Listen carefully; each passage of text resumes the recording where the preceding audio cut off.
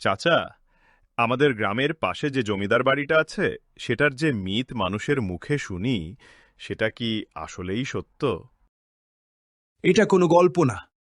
আমরা ছোটবেলা থেকেই দেখে আসছি ওই জমিদার বাড়িতে ভূতের উপদ্রব। দূর থেকে ভেসে আসে কানে হারমোনিয়ামের আওয়াজ, আর দূর থেকেই দেখা যায় দোতলার একটি ঘরে নিভু নিভু বাতি জ্বলছে। এখন কে বাতি জ্বালায়, কে হারমোনিয়াম বাজায়, কেউ বলতে পারে না। আর সাহস করে কেউ যদি দেখতে যায়, সেও আর ফিরে আসে না কোনোদিন। তাদের লাশটা পর্যন্ত পাওয়া যায় না। আমাদের গ্রাম তো আগে ওই পাশটাতেই ছিল। শুধুমাত্র জমিদার বাড়ির ভয়ে আস্তে আস্তে সবাই এই পাশে বাড়ি করেছে। তোমরা হয়তো বিশ্বাস করবে না, তোমরা তো গ্রামে থাকো না। গ্রামে কি ঘটছে না ঘটছে খোঁজও রাখো না। শহরে মানুষের মধ্যে থাকো, এইসব কিভাবে জানবে? 2 দিনের জন্য মামা বাড়ি এসেছ, 2 দিন থেকে চলে যাও, এইসব তোমাকে বলাটা আমার ঠিক হয়নি। এইসব নিয়ে বেশি ভেবো না।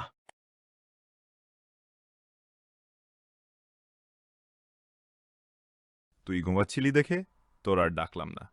তোর ঘুম কেমন হলো? ঘুম ভালো হয়েছে। এটা কে চিনলুম না তো। এইটা আমার বন্ধু, আর আমরা শহরে একই পাড়াতে থাকি।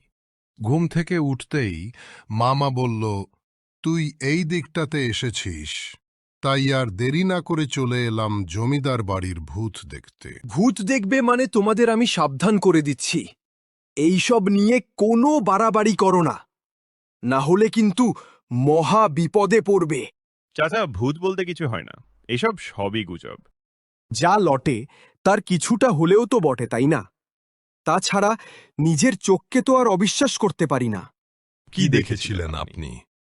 বেশি কিছু দেখিনি, তবে দূর থেকে আমিও ওই ভয়ঙ্কর হারমোনিয়ামের আওয়াজ শুনেছি, আর দোতলার একটি ঘরে আলো জ্বলতে দেখেছি। চল সালাম দিনের আলোয় গিয়ে জমিদার বাড়ির পথটা চিনে আসি।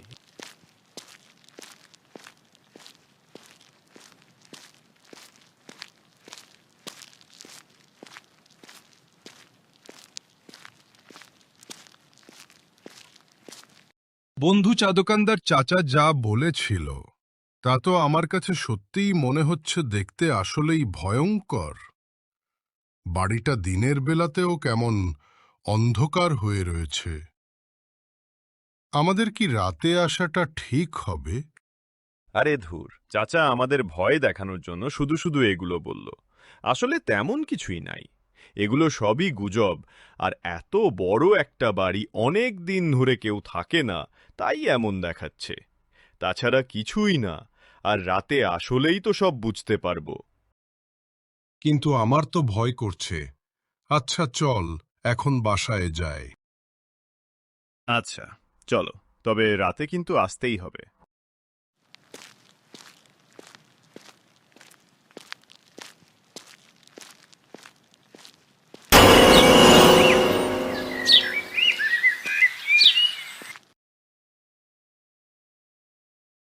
না গেলে হয় না বন্ধু।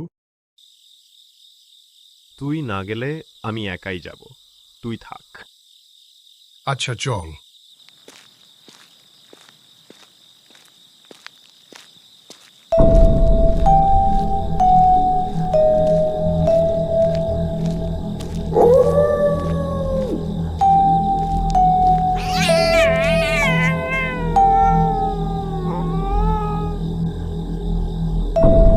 আরে বন্ধু, দেখলি কেমন করে বিড়াল সামনে দিয়ে চলে গেল? বিড়াল এমন করে যাওয়া তো অশুভ। আরে যা, এগুলা কুসংস্কার, এগুলো তুই বিশ্বাস করিস? এখন চল তো। দেখ বন্ধু, চাচা যা বলেছিল সব মিলে যাচ্ছে। দূর থেকে আলো দেখা যাচ্ছে, আর হারমোনিয়ামের আওয়াজও শুনতে পাচ্ছি। তুই শুনতে পাচ্ছিস না? আমার মনে হয় এখনই বাড়ি ফিরে যাওয়া উচিত।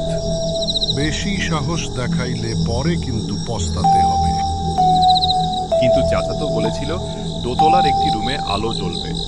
এখন যে দেখছি নিচ তলায় আলো জ্বলছে, নিশ্চয়ই এর পেছনে কোনো মানুষেরই হাত আছে। আর এখানে কিছু ঘটছে যেটা গ্রামবাসীর জানা উচিত। তুই না গেলে বাড়ি চলে যা, আমি একাই যাচ্ছি। আরে দাঁড়া দাঁড়া, আমিও যাচ্ছি।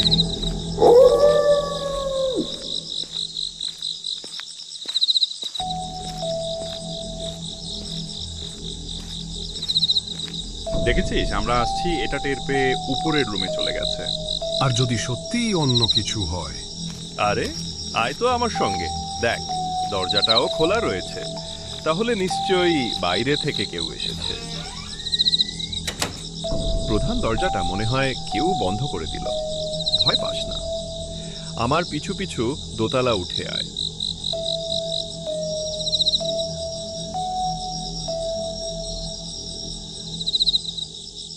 ভিতর থেকে তো দেখছি সবগুলো রুমেতেই আলো জ্বলছে, প্রতিটা রুম দেখতে হবে। আয়। কে ওখানে? কোথায় গেল?